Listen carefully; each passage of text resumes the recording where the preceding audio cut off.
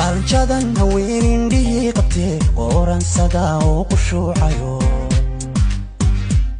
qacadi aan arkay ka shaqaadato marka aan quraysh kun u fiiriyaba qalbigay farxadii i qaboojisa